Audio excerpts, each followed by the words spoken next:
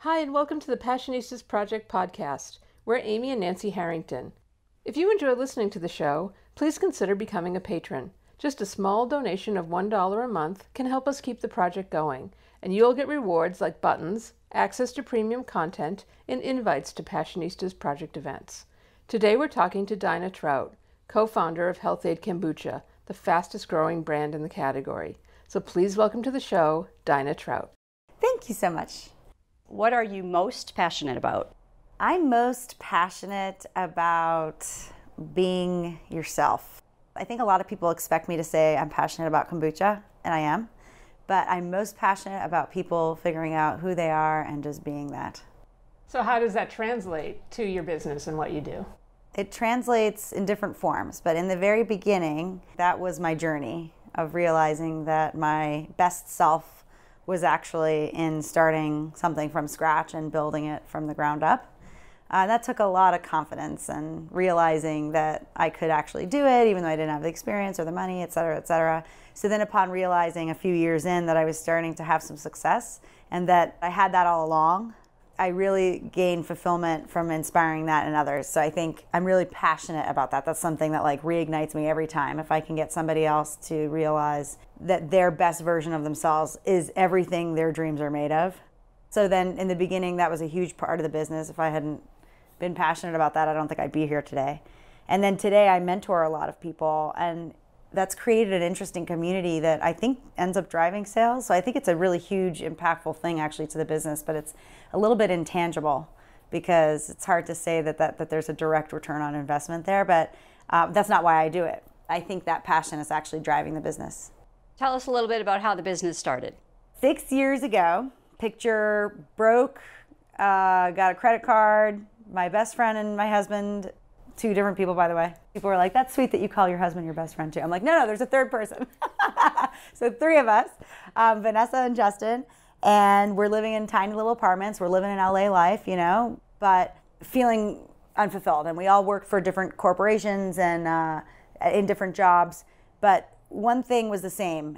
We were feeling unfulfilled, and this growing sort of itch, I guess you could call it. Some people call it the entrepreneurial itch, but really it was like a voice that would just get louder and louder saying, this is not what you were meant to do. You were meant to do something different, make a mark. It doesn't mean you have to be an entrepreneur, so to speak, but there was something out there for us that we weren't connected to, and it was clear. It was becoming clearer and clearer each year. So that's the picture, and we got started because we started an entrepreneur club. And we were like, let's invite all of our friends. We'll just sit around the table, drink kombucha, and eat sauerkraut, and figure out what this next big idea would be. So to give you a little bit of background, my background's in nutrition. I went to graduate school for nutrition. I fell in love with food there. Healing with it, learning about it, eating it. And I had a different philosophy than most in nutrition school, whereas it was focused very much on science and metrics. Mine was a little bit more a journey of realizing that food has a lot to do with, or the health of food has a lot to do, I think, with how it makes you feel. So the concept of, I believe in the health it takes to be happy, was already formulating back then, and that is a huge premise to our brand today. So I learned that 10 years before I started Health-Ade, and I learned how to make kombucha at that point too. Not just kombucha, everything fermented. I was a person that you would come over and things would be sprouting on my countertop, and I wasn't afraid to serve it to you at dinner. So yeah, learned how to make really good kombucha back then, had no idea it was going to be my identity. Even in the entrepreneur club, we would sip on it and it was right in front of our noses. Fine. Came up with all kinds of ideas in the entrepreneur club. And by the way, we invited all of our friends, and you know, only my best friend and husband showed up. So the trio was clear from the beginning, which was kind of cool. So yeah, we're like, in this entrepreneur club, we come up with all kinds of ideas. But most ideas couldn't work out because we didn't have enough money to start them. It would be some great idea for an app or some kind of consumer packaged good that was just going to cost too much money to get off the ground. And the real story is Justin came back from his hairdresser one day, and he was told he was losing his hair. That's it. He's got 1 year left. It's his last hurrah. Go have fun with it. And he was really, upset about this because he's 28 years old, and he's thinking, well, we got to protect this asset. And, what are we going to do about it? So we all felt motivated to research this a little bit. So we start researching what will regrow hair. And we find out that in parts of the world, like in Tibet, and actually all over the world, they use the culture, also known as a Scobie, in kombucha. And it basically is a piece, it's an ingredient in the making of kombucha, but it's also a byproduct. So it's a very unique thing about fermentation. It's sort of like the sourdough culture. You need a piece to make good sourdough bread, but then it makes more of it so you can continue to make it. Anyway, they use this piece of the culture as a mask on the head. And that's meant to like increase the integrity of the cells or something and create hair growth. Who knows? All I knew is that I knew how to make these Scobies because I knew how to make kombucha. And it was cheap to make kombucha because it's just sugar, tea, and water. So we're like, wait a second here, guys. I think we have an idea. So we start making kombucha, a ton of it, not for the liquid, but for the culture. And it's going to eventually go on my guinea pig / husband's head. And we're going to see if this thing actually works and then sell it. So that was the whole premise of HealthAde. And what ended up happening is we had so much liquid in the house. It was taking over our tiny one-bedroom apartment. 60 cases, 70 cases. I was giving it away to friends. I couldn't give away enough. It was like unlabeled in brown bottles, and very similar to the brown bottles you see today. And we never ended up getting to a place where we put the Scobie on Justin's head because we were first trying to understand his rate of hair loss, and that involved counting his hairs in the drain after he showered. I won't go into that anymore, but just know it wasn't glamorous at the start. And Vanessa had a friend that worked at the Brentwood Farmers Market, or ran it, called us and said, I have an opening this weekend, and for 3 straight months this summer, you can sell your hair product. But we, of course, didn't have our hair product ready. However, we had about 60 cases of unlabeled kombucha. So in that weekend, we came up with the name, we scotch taped the labels on, we hand drew all the flavors. It was a real, like, sort of pressure cooker model of we're gonna sell kombucha for 3 months in this farmer's market and make some money, and hopefully with that money start this hair loss business. Well, that summer proved different than we expected.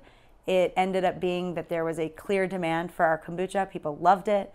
We loved it too.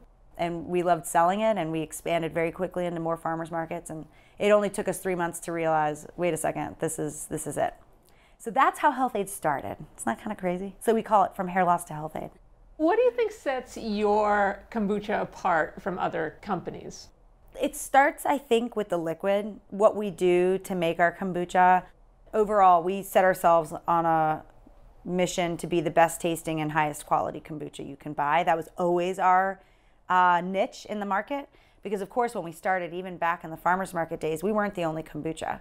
So we didn't think that we could compete unless we had some kind of major differentiation.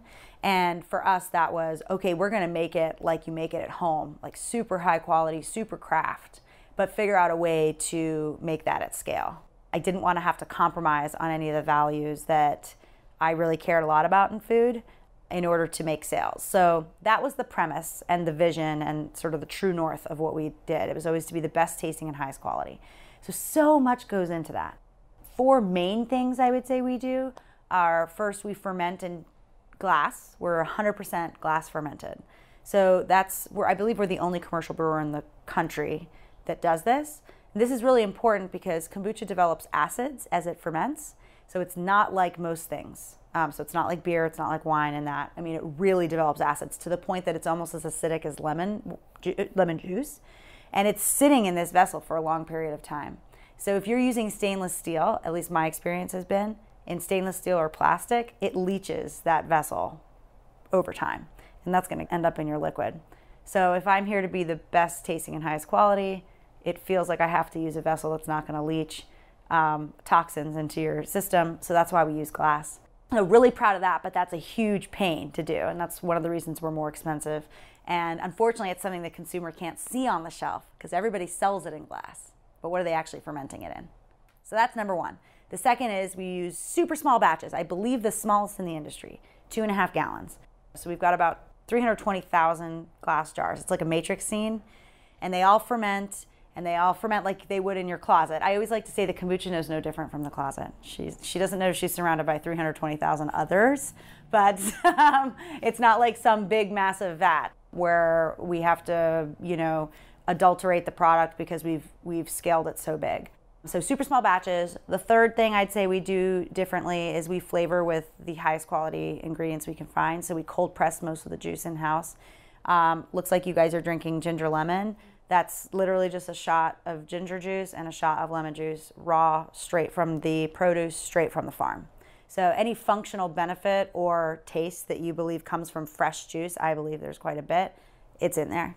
And then finally, we just make real kombucha. There's no added anything. We basically just raise it and create the environment where it likes to be raised. But in a lot of ways, we're more like farmers than we are packagers. And so we don't engage in any mass manufacturing methods or anything to hasten the fermentation. It's just real fermented food like you would make at home. Talk a little bit about your marketing and branding strategy. That is also what differentiates us. So the product is the easy one to go to, but there's so much more to a product than just the liquid. I mean, when you see a product at the farmer's market, that's one thing. But when you see it in shelves across the country, sold in 12,000 stores that we are now, and trust me, when I look at companies that are ahead of me, I'm starting to realize, wow, what effort it took to get to that. I mean, it's no small feat to get this product everywhere, and it takes a culture of people that work in unison. So there's the whole company part that makes us different that I'm really proud of. 200 people now work for this company, and they all carry this, sword, I guess you could call it, although it's not a war. They carry this badge proudly, and I just feel really strongly that this is a very big reason we're successful is the people. But you mentioned marketing, and I think marketing is a huge piece of that too. The brand is our sort of visual, like if you can't taste the product, the next thing is you see it. You see it on the shelf. And it's more to it than just the looks of the graphics. You're seeing it in the events you attend, you're seeing it on social media, you're seeing the brand in your life, hopefully. And we have to curate that in just the right way, with just the right message. And I think that's a big differentiator for us too. We like to be leaders, so we try not to look at competitors here. In fact, I don't really look at all at what competitors are doing because I don't want it to distract me from where I think I want to go. So we've always been leaders in the brand perspective, and we wanted to create not just a kombucha of choice, but like a beverage of choice. I mean, ultimately, I want to be as strong a brand as Nike or Apple. So we picked an icon that we thought was strong and appealing to the masses. We wanted to be both feminine and masculine, so there's a lot of intention there. And then from a brand perspective, I think we're leading the pack. If you look at our social media, for example, we're very cognizant to speak to new consumers. And we don't believe that kombucha is just for the people that eat 5 kale chips and run 5 marathons in a year. We believe it's for the masses. People who just want to do one thing healthy for themselves, they can enjoy a kombucha. It's not like only for the perfect. So that's a really big inspiration to our branding. You'll notice we try to focus on taste and bright colors, and one of our taglines this year is kombucha means delicious in English, playing on the humor behind what the heck is kombucha anyway, We're just going with that word, but nobody really knows what it means. Funny enough, kombu actually stands for seaweed in Japanese. It has nothing to do with seaweed, so they must think it's really crazy because cha means tea, so it's like seaweed tea, which, is sort of not what it is at all. What's your daily routine like? It has shifted a lot in the last 6 years. For one, I had a kid in there, so that has shifted things. I mean, whereas before it was just myself I had to really worry about, and a little bit my husband, although he's an adult with, 2 legs and 2 arms, so it wasn't too hard to do. A child really does change those things, especially if you have to run the business. So today, fast forward to today, a week is probably a better way to look at what my day-to-day is, so to speak, because a day could just be, me and you talking for a whole day. So I'd say about 20% of the time now is spent in outward-facing engagements. So either doing press or interviews or podcasts or some kind of representation of the company from that aspect out. Another 20% of my time might be spent working with my investors or my board members or any of the other stakeholders in the business that aren't employees, either in conversations about the future or FYI conversations or preparing for board meetings or we're raising more money. It's like this part of the business I never thought I would do. It's a whole different team I work with up there that none of my employees really ever have to engage with, even my other founders. So that's a good 20% of my time. So if you think about it like a week, that's 1 out of 5 days. So it's not a small amount. The other 20% is probably putting out fires, so not literal fires, but anything urgent. The way I think about business is it is literally nonstop detours. You have a plan, and then you basically get roadblocks the whole way there. And it's just about pivoting around those roadblocks and getting back on track or on a new track that ultimately gets you to that same ultimate goal, which would be some kind of like, metric target you've set yourself for the year, but it's not the way you thought you'd get there. So what it basically is nonstop problem solving. This is probably the piece that's shifted a lot, I think, over the last 6 years. In the beginning, it was all I did. It was just, okay, I'm gonna come up with this product in the farmer's market. And then it's like, no, you're not, right? You thought you were gonna do hair loss. No, you're not. So it's just like a big joke from the universe of like, no, you're not actually gonna do that. Plan was made to be broken. And now it's probably only about 20% of what I do because so much of this work is able to be done by my team, which is why, again, going back to that, like a huge reason that we're here is because of them. So that makes up, I think we're at 60%. And I would say the 20% maybe is scheduled one-on-one meetings. I'm very, very cognizant about the fact that in order to grow this fast, like this year we'll double, last year we tripled, we'll double again probably next year. It's serious growth. Most companies don't grow that fast in 3 years, let alone 1. So I have to be especially cognizant of my culture and my people and ensuring they're engaged and aligned. We're doing this 1, 2, 3 tug thing and the tug of war. We have to be in unison. So I am very adamant about ensuring that our team is having one-on-one conversations. Each employee in this company has weekly one-on-ones with their manager, not fly-by meetings, but scheduled, repeated meetings so that you have the opportunity to ensure, yes, we are on the same page. I found by doing things like that, we avoid explosions and miscommunications and misalignment. So about 20% is those kind of 101, more scheduled type of meetings, so not fires. And then the last bit is about strategy. I try to make some space for me to think about the future and where we want to go. That's also a piece that's changed. In the very beginning, I just did not have time for that. And that really burdened me because I knew that was what a CEO is supposed to do. The more time I have to be in that helicopter, though, I feel like the better I can run the business. So I hope to continue to free up space to stay there because I really do feel like that's the job of the CEO. That's just at work. I didn't even mention the fact that, like, okay, my kid wakes up at 6 a.m. screaming for milk. I've got to work out, don't bother getting my nails done. So that's a piece that doesn't make it. My husband and I need a relationship. I need to take care of myself in order to feel this way. So that all has to fit in pre going to work, post going to work, and on the weekends. And that's a real thing that people don't talk enough about, like the importance of all of that to keep this whole thing going. I think that for the first 3 years, I was able to just push. And I have a lot of energy in me, so I think I was able to push harder than most. But like, I was able to live a really unbalanced life for 3 years and get this thing off the ground. But then my business started to suffer because I was not in a strong place. And it took me a little while to realize that taking care of myself, and I know everybody says this on paper, but it is a real transformation when you start to realize it for the truth. Taking care of yourself is probably the most important thing I do for my business.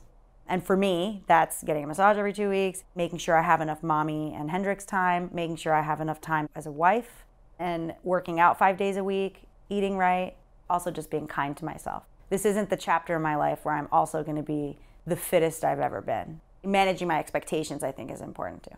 So anyway, a day in the life is sort of like a struggle, but that's why I like to look at a week. In a week, if I feel like I had a good CEO moment, a good mom moment, a good wife moment, a good me moment, it's a good week. Do you ever feel unmotivated, and how do you get past that? Oh my gosh, yes. Dark, swampy mess of despair time, yes. And by the way, this is a really important thing to talk about because so many people from the outside see this upward slope. Oh my God, you guys are doing awesome. I see HealthAde everywhere. And it's like, yeah, we started from the bottom, now we're here. It's like this story that's told of just positivity and nothing but productivity and wins, right? Well, the reality is, and I didn't come up with this term, but it is a very messy middle. It's a roller coaster ride, and it's ups and it's downs. And I actually think the faster you grow, the more aggressive those ups and downs are. It's funny, for a recent YPO meeting I did, I had to do something with it's called a lifeline. You basically have to chart out your lousy and your best times, like when you felt your best and when you felt your lousiest in your career, your personal life, and your family life. And what was really interesting about my career life is like the most recent years, it literally looked like an EKG, you know, or like a smushed up snake. Anyway, it was really apparent to me upon doing that. I'm like, dang, my life is definitely, and it would be like 10 or 15 things in a year where I felt the lousiest I've ever felt in my life, but then also the best I've ever felt in my life. And I really think that is just true for business and for entrepreneurs. And when you're doing anything great, actually, it doesn't even matter if you're starting a business. You could be on any kind of personal trajectory and it would be the same thing. I think it's really important we just accept that, recognize that everybody who's done anything great is going through that kind of stuff. Nobody got to the top without experiencing some great, great downs. And then also wins, right? So I think it is important we first recognize it and talk about it, because I think other people going through it could use that perspective, especially when they're in the dumps. It's good to know I was in that dump too. Okay, so how do you get out? Well, first recognizing that it's very normal and that it's just a wave.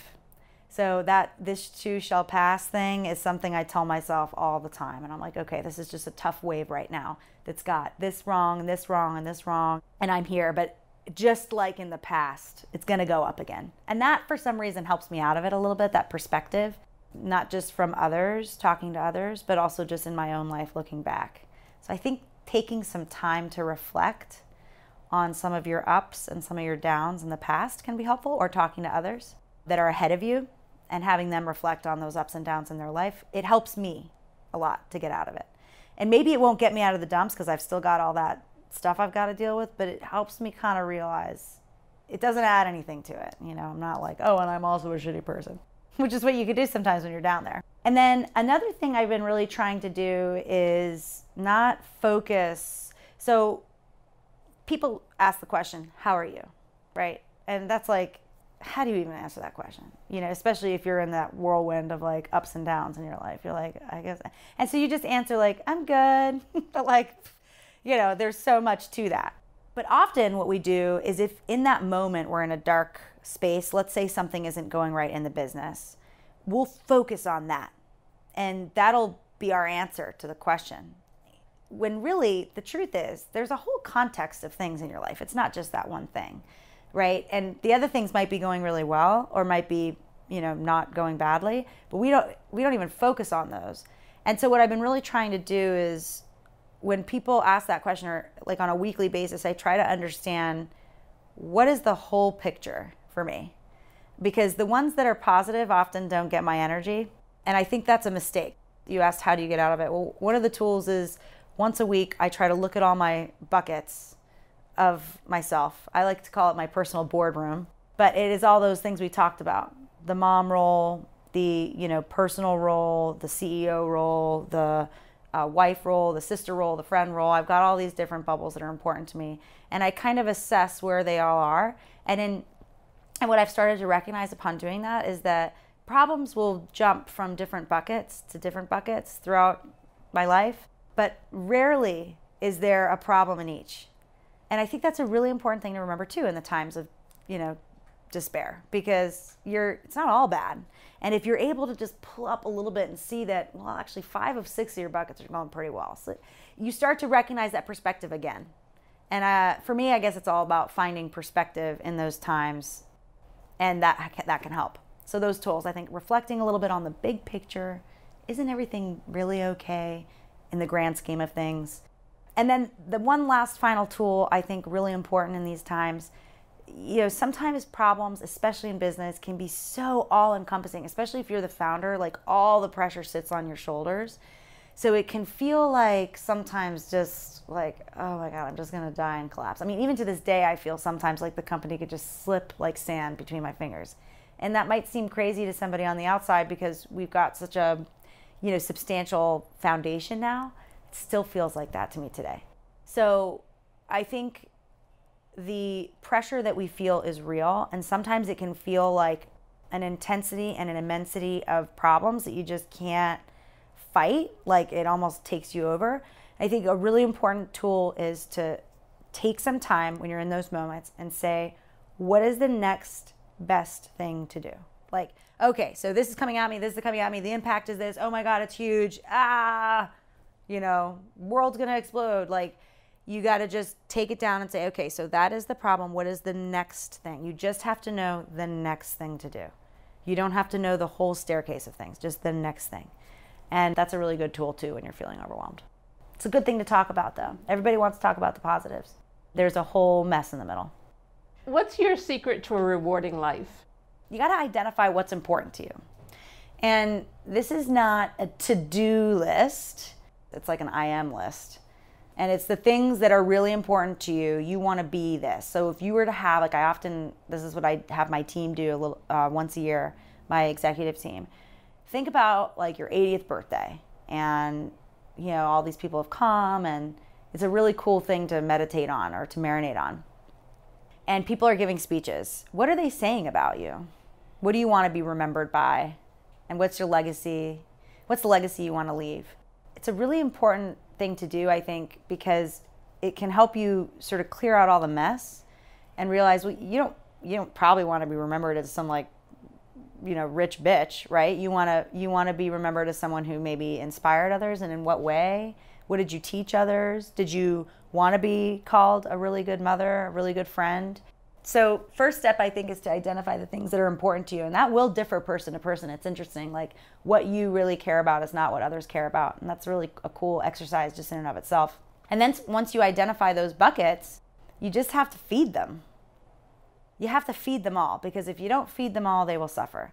So day to day, you might not be able to feed all of them. And that's where I think this work-life balance conversation can sometimes get a little bit like idealistic, because you're just not going to be able to do all those things in a day. But that's why I like to take a step back and say, okay, but how about in a week? How about in a month? Are you able to really feed each of these things so none of them suffer? Because what I've learned is that if one of your important buckets suffers, you are definitely going to suffer as a whole. So you won't have as rewarding a life. So I think it's just as simple as that, making sure they're all getting fed. And they all need some stage time. If you're a creative person and you're not being creative in your life, you're going to be able to push through for a few months before starting to really be like, why am I so sad? You just need to paint some things, So if you don't take that time to do it, you're just not going to be all that rewarded. So I think for me, the secret has been knowing what the buckets are and making sure you're strategically feeding all of them in a month. We're Amy and Nancy Harrington, and you're listening to the Passionistas Project podcast and our interview with Daina Trout. To find a store near you that carries Health-Ade Kombucha and to learn how to join their online community, visit healthade.com. Now here's more of our conversation with Daina. Do you have a mantra that you live by? I guess follow your gut would be a really appropriate one. I know it sounds silly because it's the tagline for our company too, but it is so much more than a tagline to us. Follow your gut started because, well, kombucha is a probiotic and it's good for your gut, and we thought that was cute. And remember, we only had a weekend to figure all that out. We had no idea that it would become like our business practice. I mean, this whole journey has been realizing that there is no rule book. There is no one way to do it right. In fact, there's infinite ways to do it right. So the follow your gut mantra has been almost like a confidence building one of realizing, you know what, just do it. Go with what your instinct says. And at the end of the day, it's still going to cause problems. You just have to solve those problems. And as long as you start to realize, wait, I'm pretty good at solving problems. If you're really good at solving problems in general, you're going to be good at business, because that's all it is. So follow your gut, I would say, is that. But one quote I will just share when I am in that dark place of feeling like I can't get out.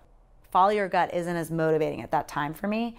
So I call on a quote, and I'll say this to myself a lot, and it's, the sky was meant to hold all the weather. So that one helps me when I'm in a dark time.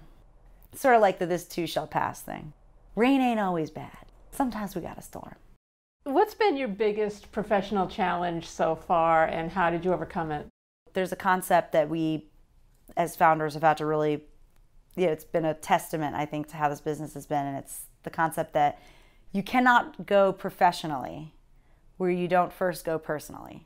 So for us, it's the personal journey that has been the challenge.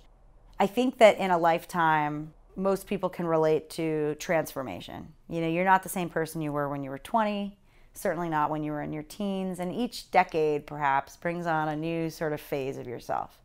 When you start from something from scratch, or you're building something great, or you're doing something new, like you're really challenging yourself, I feel like you shove a lot of transformations into what would take a decade, but you're doing like 10 a year. So I feel like the last 6 years of HealthAde has been like 60 transformations of myself. And sometimes I'm like, can I just be like myself now? I'm ready. Just no more transformations. For the rest of the year, I'm fine, this imperfect self. Because it's constantly challenged me to be better at every single aspect of myself. And that can be really tiring. And so I think that's been the biggest challenge, is recognizing that there's just like so much baggage we carry that's unnecessary as people. And I think transformations in general are putting those bags down. And I'm just like constantly like, oh shit, there's more baggage here. I'm just dropping bags off everywhere I go. So that's been a challenge. Building that confidence in myself along the way, and being a stronger CEO each day, each week, each month, each year. What's been the most rewarding part of your career? Probably the same thing. I mean, because once you come out of those transformations are always tough.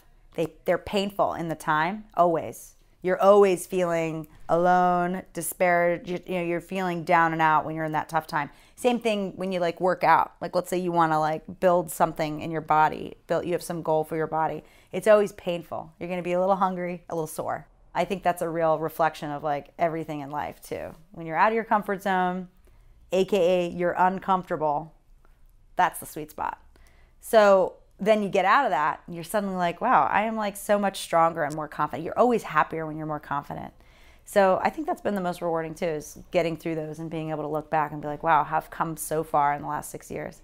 Is there a moment that you look back on and think, that was really courageous and it changed the entire path that I'm on? So much of what we do, I think, is courageous and we don't realize it. Like I'll kind of realize it years later. I'll be like, yeah, I guess that was a big deal. And that's where sometimes not being experienced in business can be your greatest asset, because you're kind of naive to it and you're just after something and there's nobody in your head telling you can't get it. But the thing I'm thinking about, I think, is the 2.5-gallon glass jars. On the outside, from a business perspective, anybody with a finance background is going to tell you that's dumb. They're going to be like, so that's the first thing we need to change. And when we first got investment, that certainly was. But it was something we weren't willing to compromise on. The size, perhaps, but the glass, no. Because we didn't want to create a leaching beverage or beverage that contained metal or plastic in it. And so we stuck to that. We were like, no way, Jose, you are not changing these vessels. And we really stuck to it. And like, at the time, I didn't know how courageous it was. And I guess perhaps some people might have thought that was even an immature decision to make. But fast forward to today, it's a huge part of our marketing and our message. And I think it's a huge reason we taste the way we do and why people continue to buy us. So now it's the smart decision we made.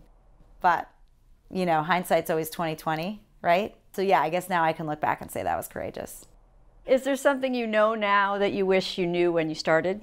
Yeah, I mean, all that baggage stuff, just like, it's like you carried it for no reason. So all of those transformations are just personal ones where you realized you were carrying this thing from childhood for absolutely no reason at all.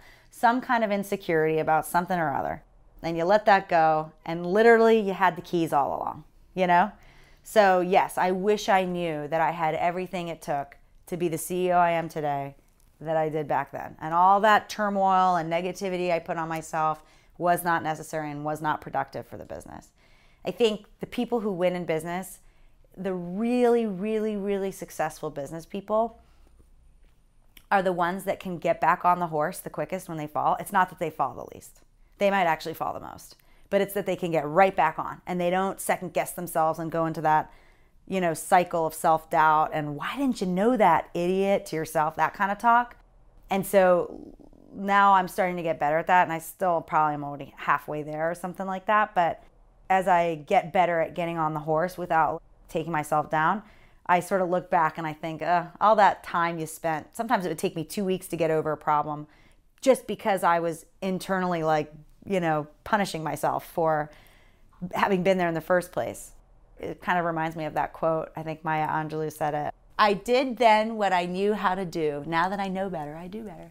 What did your parents teach you, and your mom especially, teach you when you were a girl about what girls could and couldn't do? So much about your parents is your own amalgamation of it all. So my parents are together. They have a very strong relationship. I've had that model my whole life. Supported each other. Family was always a primary value for us. But they also had very traditional roles. My mother she stayed at home with us 4 girls. They had 4 daughters together. My mom, cooked dinner every night. She was always like in charge of the home, and the home was always a really beautiful, positive place to be.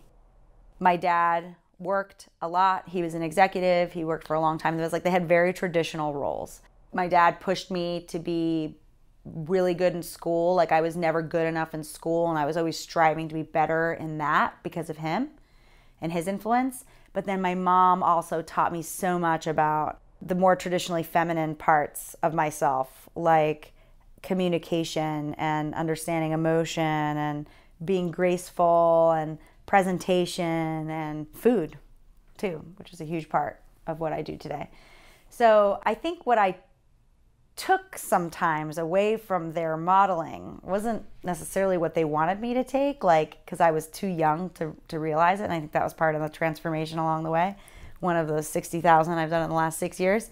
I wanted to be as elegant and beautiful and amazing as my mom was in taking care of the home and the husband and the kids and the family. But then I also, from my father, I wanted to be a really successful business person and just really smart and intellectually driven. So I wanted both of these things. And what I had to recognize is sort of like what we talked about earlier. You can't be all things. You can't be everything. And so I had to really kind of tease out what was it that was important to me. And it may be something new that neither of them really necessarily paramounted. So I kind of had to learn that I am both masculine and feminine, and I'm just me somewhere in the middle. So yeah, they taught me so much. I mean, everything prior to 18 years old, I learned from them and their upbringing. And I think at the end of the day, what I hold with me still is love, family, and pursuit to personal success and hard work. They both taught me so much of that. And then also, I really love food, and I'm big into real food and whole food, and that all comes from my mom. What about now? Do you have professional mentors, and what do you admire about them? One person that's coming to mind right now that's pretty impactful in my life is my executive coach. So I talk to her every 2 weeks. Her name's Barbara Poole. She's awesome sauce. And, she really helps me by just asking the right questions, helping me identify the things that I want to work on. And once you do that, that's the hard part, because the easy part is finding the person. Oh, okay. So this person who started this business 10 years ago is probably going to be good at that. I'll give them a call. They usually want to talk. And what about cultural heroines? Were there women specifically in pop culture when you were growing up that you admired? As a kid, I admired people like Paula Abdul and Britney Spears. I mean, isn't that so funny? Definitely admired that. But then I also, as I mentioned, admired business people who are really successful in their own right. So I think it wasn't until recently that I've really started to admire people, all people who have accomplished something. There's always something to admire about them. But yeah, no, growing up, I think I had the sort of standard ones. I certainly didn't have a unique attraction to one individual. I really did have a weird attraction to, not attraction, but there was something about Paula Abdul. I mean, I literally dressed like her and put the mole there, and I was Paula Abdul for a year. So that was probably unique. I don't know what that means either, but it was back in her Spellbound days. Anyway, who knows about that? Ask me in 10 years, I might have a good answer. What do you think is the biggest issue for women in the workplace? In the beverage world, I actually think, though it is mostly male, it's 95% male, I don't think that's because of any kind of discrimination. I think that people are very inviting here in this industry to women in general. They're supportive. For example, it's one of the realities of being a woman is that often we also have children, and some of those responsibilities just weigh more heavily on the female. That just is what it is. So if we don't make a business environment or a work environment that's a little bit flexible to that, it's going to be a lot harder to see women in those roles.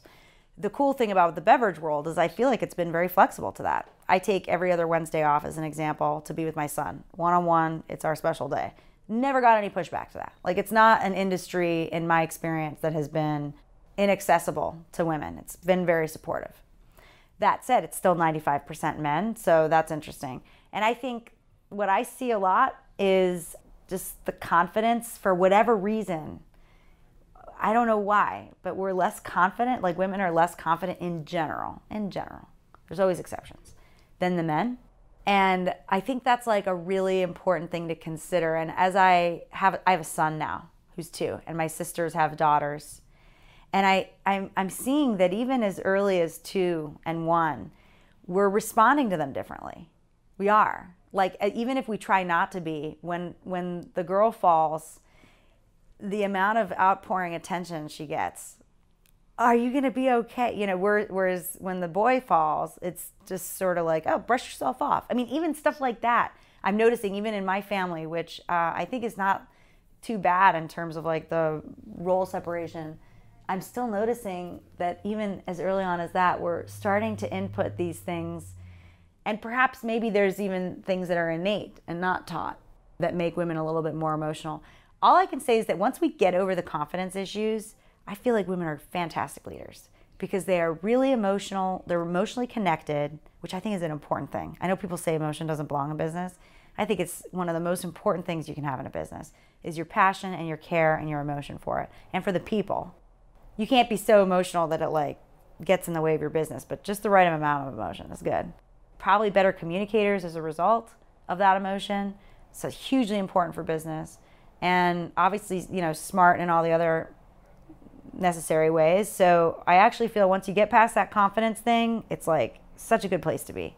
But like I was hiring for a CFO recently, just as an example, and I kept my resumes open for a long time. And I think I talked to probably like 19 or 20 men and like 1 woman. Like, and it was just, that was the input. That was like what was coming to me. So I don't know if it's women aren't looking because they're not like they're happy where they are. I have no idea what it is, but there's definitely it's unfortunate because I would have loved to put a woman in that role. I mean, ultimately I wanted the best person in the role, but if 2 were equal, I might have picked the woman because I'm trying to build that, but I just didn't have too many options. Which says something. I think in the end, if we can help women get through these confidence issues and maybe even try to avoid instituting some of them as early as 1 or 2, we might be in a better position 20 years from now. I think confidence is the #1 thing in the way. What's your proudest career achievement? Definitely this company. I mean, definitely. And I think the thing I'm proudest of is the people. I mean, it's so cool when you have 200 people working for a company you started in your closet. It's definitely like, that does not get old. So proudest achievement is definitely that we've come this far and that we did it, the 3 of us, with the help of these people. And the company itself is the thing I'm most proud of. And what advice would you give to a woman who wants to get into this field? I would say if you want to get into it, just do it. Because what's going to happen is if you're going to resist, that resist is going to grow, you're going to resent it, and then you're going to eventually do it anyway. So you might as well just fast forward, cut the shit, do it. You will figure it out if you want to do it. Don't feel like pressure to do it. And the other thing I want to tell people is it's not glamorous. I know it's very hot right now to be an entrepreneur and a founder of a business and a builder of something. And it is really cool in so many aspects, but it's not glamorous and it's not beautiful, as I mentioned. It's messy. So that would be just, prepare for that. What's your definition of success? To me, that changes. Like when I started HealthAde, what I thought I wanted out of this is now very different. I had something to prove then. And that I think I fulfilled. And now it's something new. So success, I think, is feeling good about what you've accomplished. And that feeling good thing can change. And that hopefully drives what you then accomplish in the future. But yeah, I think it's just feeling good about what you accomplish. Thanks for listening to the Passionistas Project podcast and our interview with Daina Trout. To find a store near you that carries Health-Ade Kombucha and to learn how to join their online community, visit healthade.com. And be sure to subscribe to the Passionistas Project podcast so you don't miss any of our upcoming inspiring guests.